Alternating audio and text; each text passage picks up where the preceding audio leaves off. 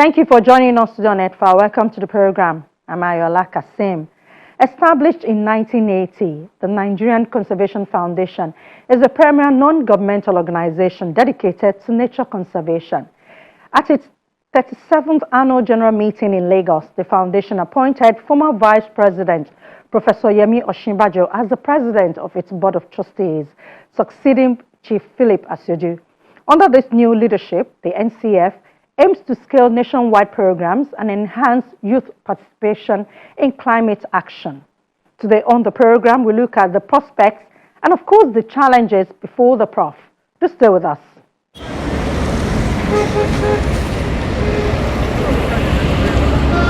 Just 135 kilometers northeast of Lagos lies the Omo Forest Reserve in Ogun State.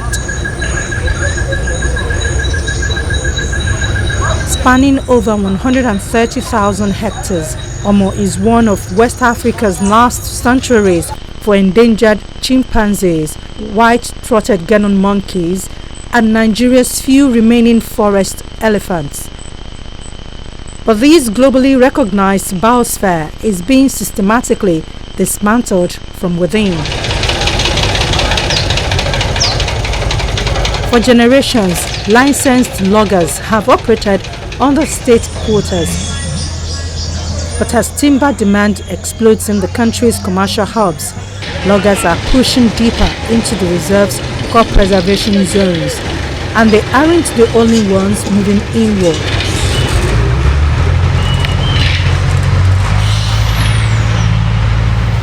I'm Yomi Odoke. I live in Ijebu. I'm a contractor here in area J4. If I could say, highly disappointed, because when I came in here, everything was, the sawmill was working, the road was maintained by the project, but for now, over close to 15 years now, it's only been we contractors that are repairing the road. And most especially now that the Ministry of Agri have, how will I put it, they have put in their own business here. We the contractor, we loggers don't have a say more, because the Ministry of Agri have taken over the forest. Farmers are finishing the wood, destroying the wood for us to cut, to generate resources for the forest ministry, while the farmers are generating resources for the Ministry of Agri. Very soon there won't be any wood left for us. It will only be agri forest here again. The farmers on their part say they practice agroforestry. They claim when the loggers come, they fell giant trees right on top of the cocoa farms, wiping out their investments. We pay to the government and they also pay to the government. We pay the paramount ruler when to get a portion of the land. But when we want to harvest our cocoa, it's the government that harvests it and they receive payment on that. The amount paid for a ton is more than 13,000 naira. This is because we still pay the office workers in the Ministry of Agri.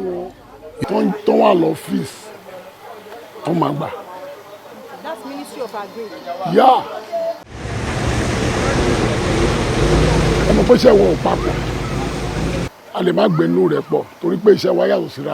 You know, our work is different from the loggers, and that may cause some rancor as our vocations are different. They deal in logs, we plant cocoa. They may come to our plantation and cut the cocoa trees, and this may anger us. This is what may cause enmity between the two groups. What I believe is that government should allocate a portion for us to plant our crop. So we are in an area and the loggers are in another area. The people in this forest planting cocoa got their plantation from the landowners. There is no trespasser planting here. We fight no one. We stop wherever our located boundary is.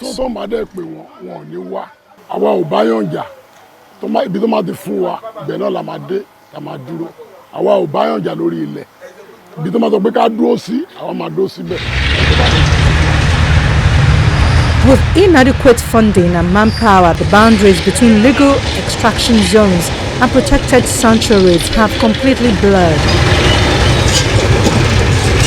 Corruption and unauthorized boundary expansions have left the forest vulnerable to a chaotic free-for-all. As loggers push deep into the core zone and farmers claim the understory, the forest elephants find their habitat fragmented into unlivable patches, stripped of their food and pathways, so the elephants strike back. In 2018, the conflict became deadly in Itasin, a surrounding community.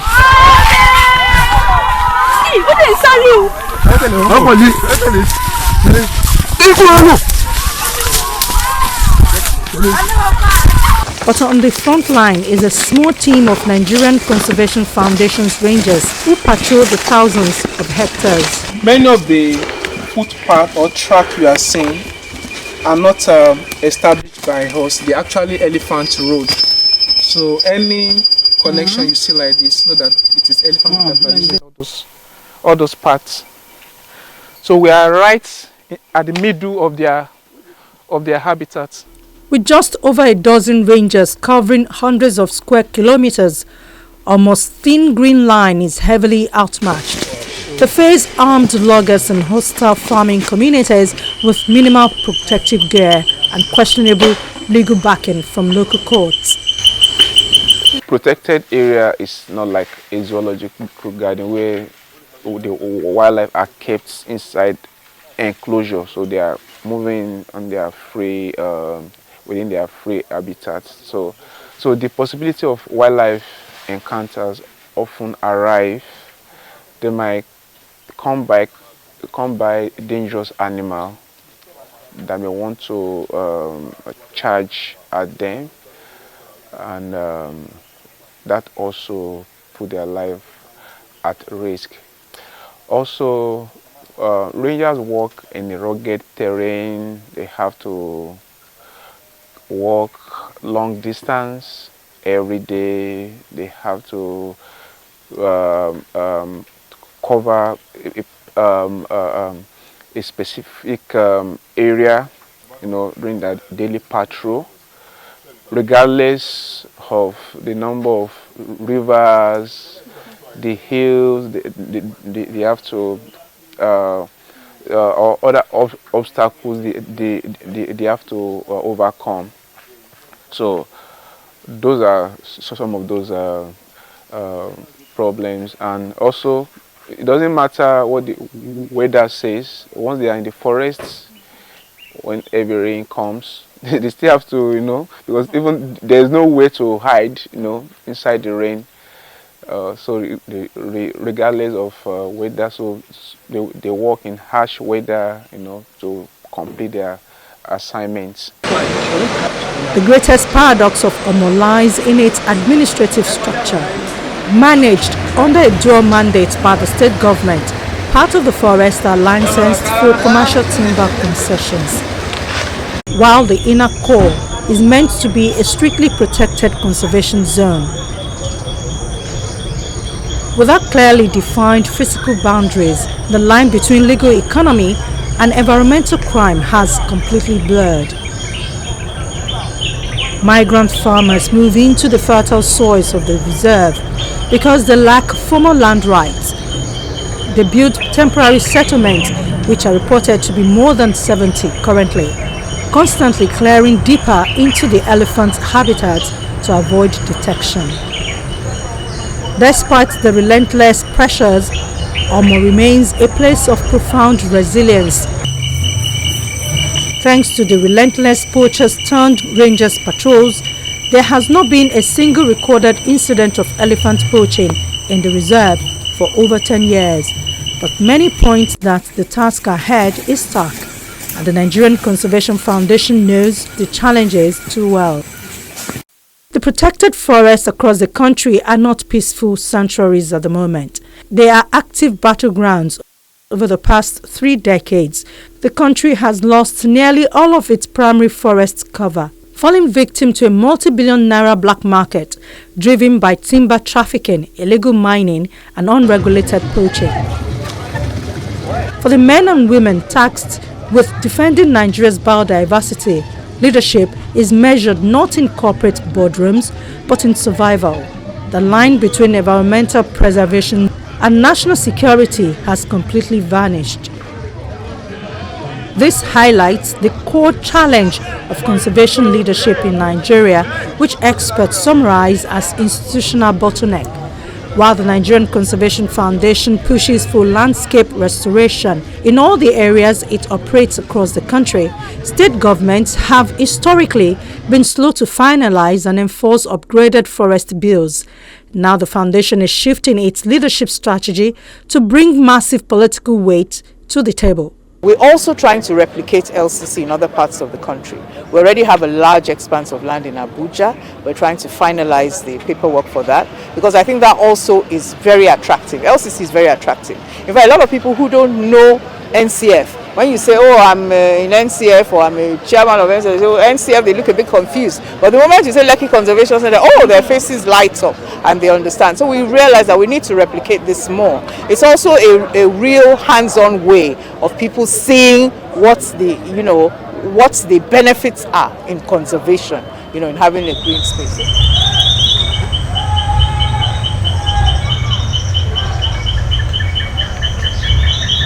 Nigeria stands at a razor-thin ecological tipping point, with over 90% of its original rainforest already degraded. The country's rich biodiversity faces an existential threat from illegal logging, urban sprawl, and climate instability. For decades, the battle to protect these vanishing ecosystems has been fought in isolated silos. Non-profits lacked political muscle, governments lacked continuity. But in mid-2026, environmentalists say there is now a seismic shift in leadership, which they believe may rewrite the playbook. After a quarter century of dedicated service, Conservation patriarch Chief Philip Asiodu stepped down as president of the Board of Trustees, and in his place, the Nigerian Conservation Foundation appointed a man intimately familiar with the highest corridors of power, former Vice President Professor Yemi Osinbajo. And I think it's even more remarkable that Chief Asiodu, as well as several others, including the founder, Chief S.L. Edu of blessed memory,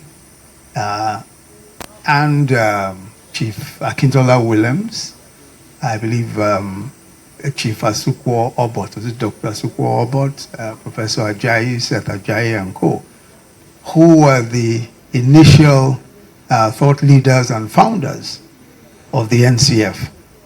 I think that was a generation of visionary Nigerians who somehow, so many years ago, saw the importance of environmental conservation, of biodiversity, long before climate change ever became the issue that it is today.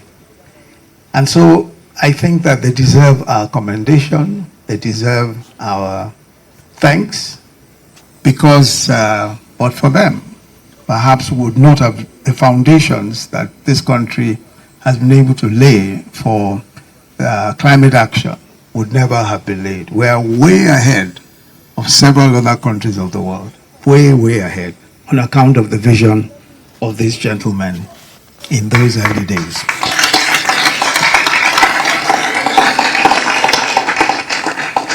The 2025 to 2030. As Vice President from 2015 to 2023, Professor Osinbajo wasn't just a politician, he was the architect of Nigeria's Net Zero 2060 economic blueprint. By taking the helm of the country's premier environmental non-governmental organization, he bridges the historic gap between high-level state governance and grassroots ecosystem preservation. Professor Osinbajo's leadership marks a deliberate generational pivot for the NCF. While honoring pioneering founders like Chief Eseledu, he has explicitly stated that the foundation's next phase relies on the enthusiastic support of young Nigerians. By centering youth in the NCF's agenda, the foundation aims to convert youth climate anxiety into structured green jobs, ranging from urban circular economy startups to rural forest restoration collectives under the Green Recovery Nigeria program. One of the key issues, of course, is how to address biodiversity issues. We need to have a better plan, especially for biodiversity. We need to take advantage also of climate change. Climate change offers some opportunities that we ought to take advantage of. One of those is climate positive growth. The notion that using renewable energy, which we have in abundance, we can actually advance our economic objectives much more speedily, create more jobs and create more opportunities. So I think that we're going to focus a great deal on the development opportunities that climate change offers, the jobs it offers, the new opportunities it offers, the great vistas that it opens up, especially for the generation, for this younger generation. I think that there is great opportunity, there's great hope. Nigeria's biggest conservation challenge has never been a lack of ideas. It has been said that it's been a bottleneck in enforcement. Under Professor Osinbajo's leadership, the NCF says its first major target is transforming conservation from a charitable hobby into a core economic driver. We see a new phase of conservation because we are going to see a lot more younger people being part of this move.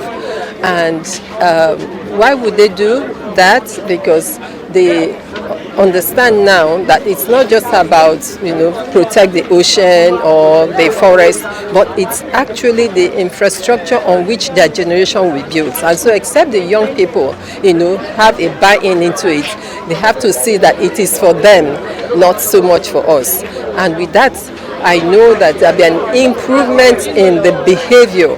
There will be a change in the attitude and the mindset and the culture towards conservation. Because yes, we need funding, because a lot of what we need to do require funding. But then there is a lot of money also in that space, right? Now we are in the NCF is working with the federal government to to have a survey and have proper data of the value of our of our forests and all of our ecology that we have. So we know the true value, and we are able to have proper data. And if these young people are part of what we are doing, then we are sure that the funding will come that is required to do what needs to be done, because they would also have the right attitude and culture and behavior towards protecting their own.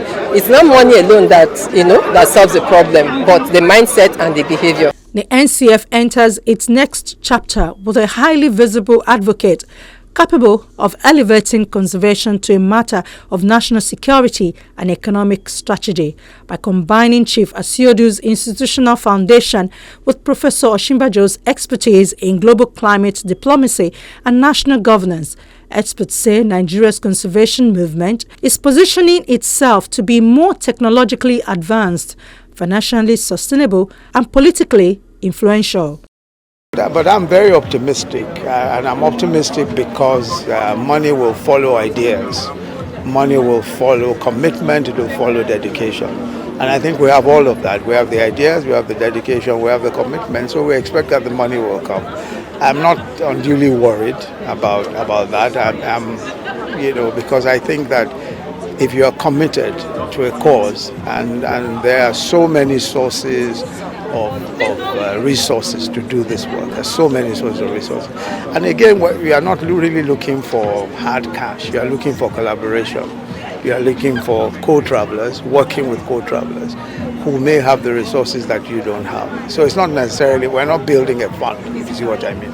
What we're doing is seeking collaborators, people who are going the same pathway as we are, and we're trying to work together with them. And there's so many all over the world. There's an international alliance, a global alliance of people, a global coalitions of people who are doing exactly the same sort of work. And that has been the case since the foundation of this foundation of the NCF. So we're not unduly worried about resources.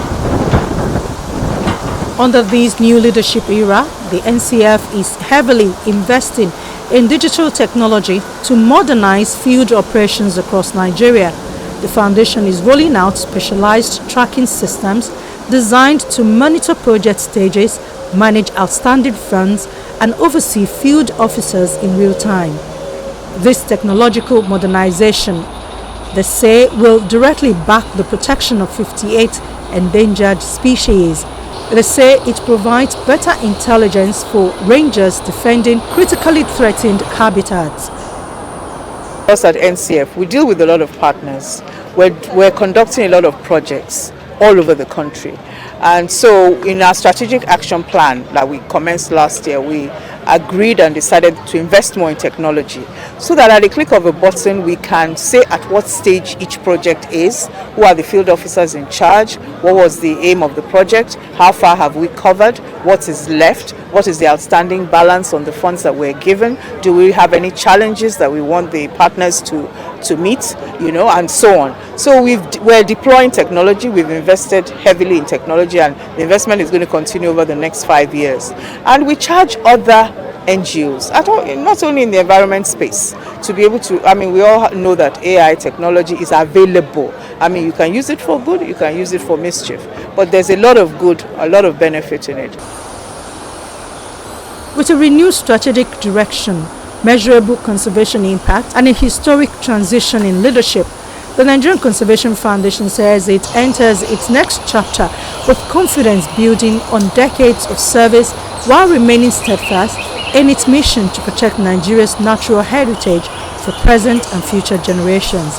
The environmental challenges confronting Nigeria remain significant, but experts say so too are the opportunities to build resilient landscapes, restore ecosystems, strengthen livelihoods, and inspire a new generation of environmental leaders.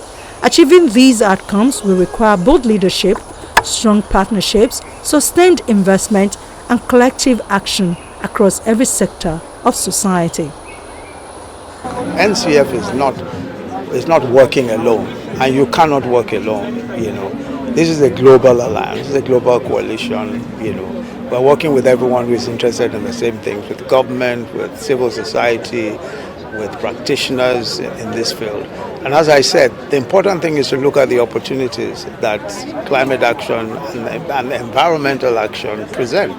There are very many opportunities presented. And I think that if you look at the opportunities, even the opportunities that are created by maintaining biodiversity and by the various aspects of climate action that we think we can actually participate in, the opportunities are huge.